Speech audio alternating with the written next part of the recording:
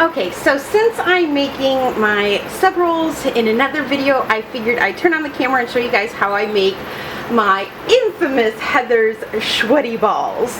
Now, that is the name my girlfriends have come up with. This recipe has been kind of handed down to every girlfriend that I have for the past 13, 14 years. And they came up with the name after that Saturday Night Live skit with the Schweaty balls. So, my meatballs are quite famous amongst my personal private circle of friends. So I figured I'd go ahead and turn on the camera and show you guys how I make it. I'm going to take off my ring here. You want to make sure that you have super clean hands for this because you're going to be all up in that meat. And now, again, I don't even follow my own recipe on this. I always tweak it because to me it always depends on how moist my meat is, what kind of meat I'm using, ground round versus ground sirloin versus, you know, a ground chuck. So play with it, feel it out, see what, you know, get a right texture and consistency for you. And same with the spices. I have all my spices lined up, but use what you like. If you don't like garlic, don't add garlic. You know, same with the sweet basil. I never used to add sweet basil to it, but I have, you know, recently found the sweet basil in my quest here of learning how to cook, and I absolutely love it. So now I add it to my meatballs, and I think it just, you know, kicks it up a whole nother level. The only thing I would suggest that you do not change is the fresh onions. See, I have some freshly chopped, one chopped onion here. I have two kids who absolutely hate onions, and I know I'm teaching or passing on what I know to a lot of other mommies and a lot of mommies that have kids that probably hate onions too. I have tried leaving out the onions of not only my meatballs but also my meatloaf, and when I do, it is so much drier. So if you absolutely are going to leave out the onions, make sure you maybe increase your milk a little bit, maybe decrease the breadcrumbs a little bit, because without the moisture of the onions, your meat will be drier. So, but with all the other spices that I add, and then it, you know, of course it's drowned in sauce, meatballs or gravy, because you can make a Swedish meatball with this too. My kids never complain about the onions. They always complain when they know the onions are going in, if they see it. But once it's made, they tear it up and they never even mention the onions. So I don't let that distract me.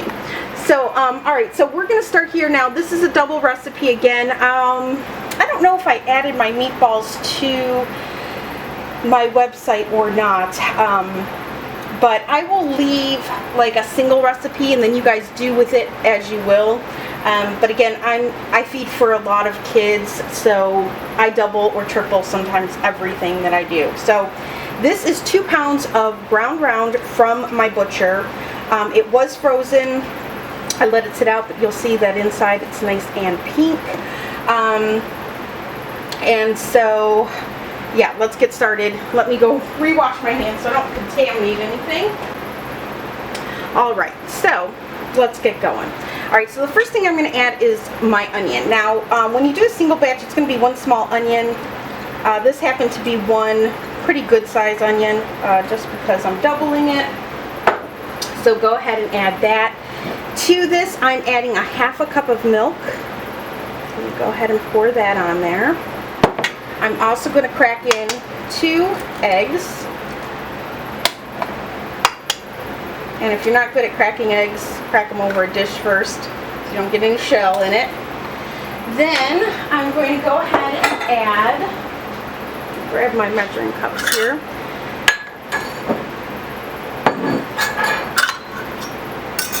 I'm going to add at least a 1.5 cups of, and actually I want to use my bag. I've got fresh breadcrumbs. What I do with my leftover bread, homemade bread, when it gets stale, is I just chop it up in my food processor, and then I either put them in bags like this, or put them in a mason jar and freeze them, or you can vacuum seal them, whichever you like. but using fresh homemade breadcrumbs is awesome, and you can really taste the difference in your food. So I'm going to at least add a cup and a half of breadcrumbs. Now mine were frozen, so they're a little on the moist side. Let's see if I can fill this up. Okay, so there's a cup and a half, and if I need more, and actually I just have a little bit left in my bag, so I'm just going to dump the rest. But at least I can get rid of the bag. And if you need more, you know, like I said, go by feel and texture and make sure it's moist enough. So then we're going to add some black pepper. I'll grab my measuring spoon. And I add, you know, when I first started, when I made this recipe, I didn't like a lot of seasoning, but my taste have changed the older I've gotten. I've made this recipe when I was like in my 20s and newly married. So I'm going to add about a teaspoon of each spice. So there's a teaspoon of black pepper. I'm going to add this. A teaspoon of salt. I'm going to add a teaspoon of the sweet basil, which I just love. I might just put a little extra pinch in there. I love it so much. A teaspoon of onion powder. A teaspoon of oregano, which is something that I never used to add. I used to hate the flavor of oregano, but the older I got, the more I appreciated it. A teaspoon of granulated garlic. And you can put fresh garlic in here if you want. I don't have any on hand, so. And then what I like to add is a tablespoon of parsley.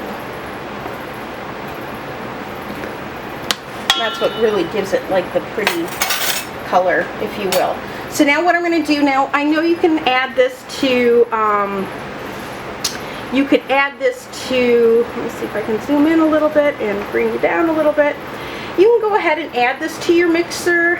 I know my KitchenAid does a really good job mixing my meatloaf and stuff like that, but I don't know, there's just something to be said about, you know, mixing it by hand and getting a feel for it.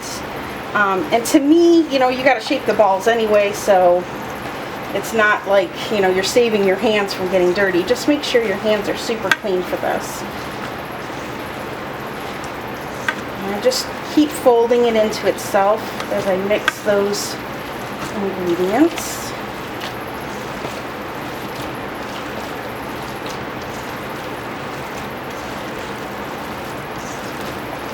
And then, you know, some people like their meat a little bit on the moist side. Some people like it a little on the dry side. So this is where you really, you know, don't be afraid to play around. Don't be afraid to try to tweak things. Like I said, I don't follow recipes very well because I like trying it a little different ways, you know, each time I make it. So now this is pretty good. Now, because this meat was frozen, my meat is a little more on the wet side. So what I'm going to do, I'm going to wash my hands really fast before I touch my jar. And I'm going to add just a bit more breadcrumbs to that. Okay. So here's my mason jar of breadcrumbs. I'm just going to shake, hopefully. I have to loosen these up a little bit. I packed these in pretty good. I packed this up. If I can just add maybe a half a cup of breadcrumbs. I think that would be good. Okay. Go ahead and give that a go.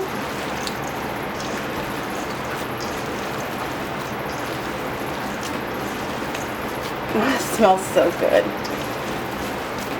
Now, I make my meatloaf pretty much the same way. I don't add the sweet basil and I don't add the oregano when I make my meatloaf. But what I do add is a little bit of barbecue sauce, or you can add a little bit of ketchup. We kind of prefer the barbecue sauce, my homemade barbecue sauce, so I'll add a little bit of that to my mixture instead of the ketchup.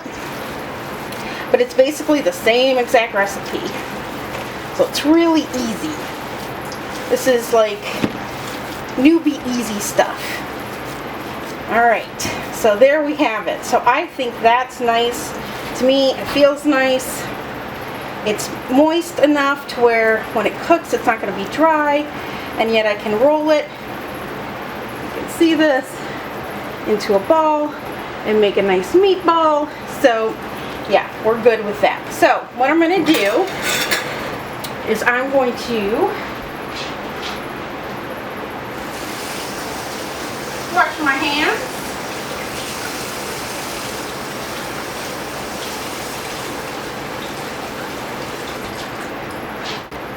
Okay, so now that we're back, I went ahead and sprayed my 9x11 dish. This is just, you know, a glass Pyrex casserole dish, 9x11 pan there. I brought out 2 just in case I need it, because I did make a double recipe, so a double batch. I have my oven preheated to 375. You can go ahead and pan fry these in some olive oil until they're nicely browned, and then throw them in your pasta sauce and let them cook. That's how my grandmother-in-law used to do it. She was Italian, and that's how she made her meatballs. I don't do that just because the less grease the better for me, and I like the way that they brown up in the oven, so I bake mine. But if it's a hot summer day and you don't feel like baking them, go ahead and put them and pan fry them. So it's totally up to you. But we're going to bake these, so I have my oven on at 375, and now it's just a matter of shaping meatballs. Now I don't want them too big because I'm not making like a big pot of spaghetti meatballs, right? I'm making meatball subs. So I want them to be able to fit into the sub roll, you know, and not be overly obnoxiously big. So just making little balls, and you know, use your own discretion. If you want big meatballs, go ahead and make them big. It's all up to you. That's what's so fun about cooking, is that you can make them, you can really make just about anything any way you want, within reason, but your meatballs are definitely one of those things that you can customize to your liking. So for me, I want them to be big enough but not too big to where they're, you know, to where you can only fit 3 on your sub roll. So my kids absolutely love this dinner.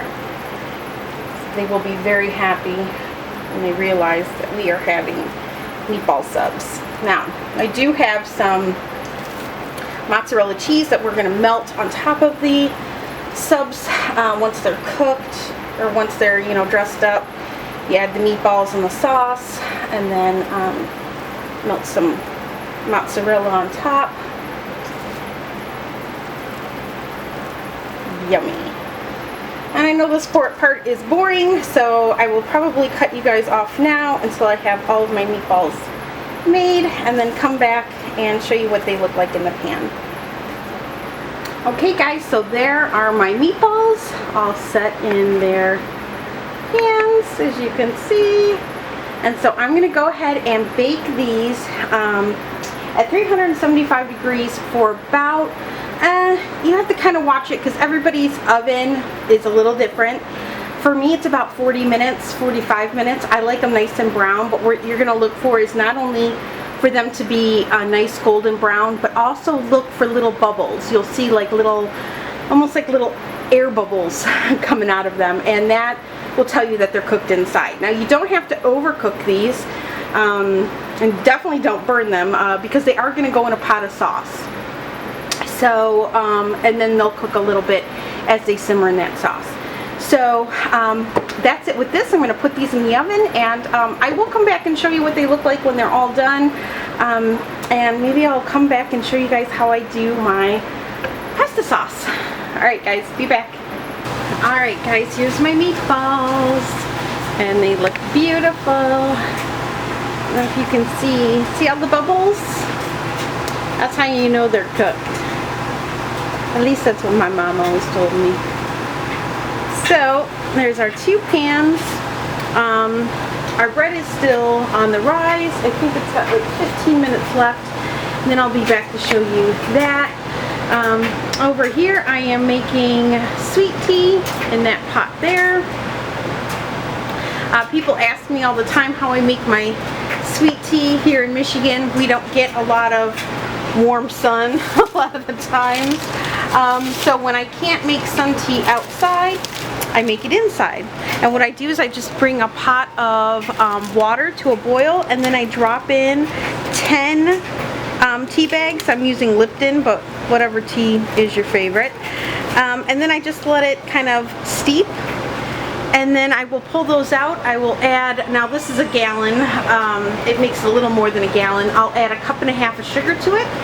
You can add a little more if you like it sweeter, a little less if you don't like it that sweet, and then and that's it.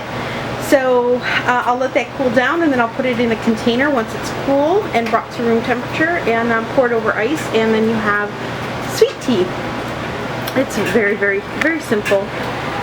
But here's the meatballs, so I'm going to let those cool, and I'm going to get, now that my tea is steeping, I'm going to pull that off and put that to the side and bring out a pot and start on my pasta sauce, and then and get my bread, my sub rolls in. So I'll be back when I get all of that going. So alright, give me a minute. Okay, so here we are. You know the drum beat in the background. That's my senior. Yep, that is my senior. Alright, so I'm just going to go ahead and I'm adding meatballs right into the sauce, and gently just kind of covering them up, stirring them in.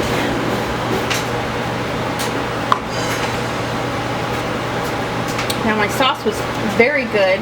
I put a little bit, probably added another teaspoon of sweet basil and another teaspoon of parsley to it. But other than that, I thought it was perfect.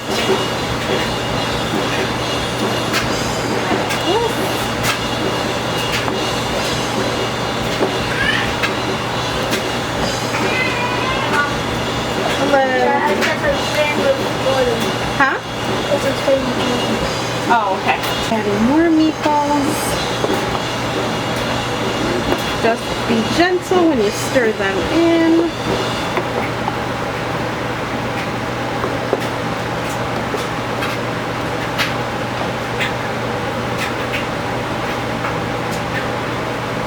And then I'm going to leave just a couple meatballs out because my third born does not like tomato sauce or spaghetti sauce. And it actually gives him migraines. So I don't know if it's a tomato allergy or what it is, but I'm just going to leave some out for him, and I'll cover his with barbecue sauce. He'll have his with barbecue. So there you have it. Now I'm just going to put a lid on it. This is already simmered for about 20 minutes. So I'm going to put a lid on it and turn it off the heat for now. And then when we come back from the high school, I can turn it back on and just rewarm it really good and serve it on the sub rolls. Alright guys, that's it. I hope that helps somebody. Give you guys a new idea for dinner if you haven't tried this. It's amazing. Amazing. Alright guys, be back. Alright, so here's the end result of the meatball sub. It's huge, if you can see it compared to my hand. It's pretty monstrous. Is it good? Yes. Delicious. Everybody seems to like it. Everyone's silent. Show your sub. He's got melted cheese on his. You like yours? Yeah. Eat over your plate, baby. Alright, so long day. We just got back from the high school. And after meatball subs... Second round. Yeah, second round. And after meatball subs, we are going to go swimming. Yep. All right, so winner, yes? Winner. They love this meal. All right. Everyone's busy eating. We're starving. Too long at that school.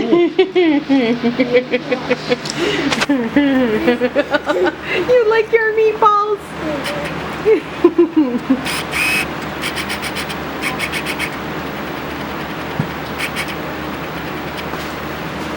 Look at you, big boy.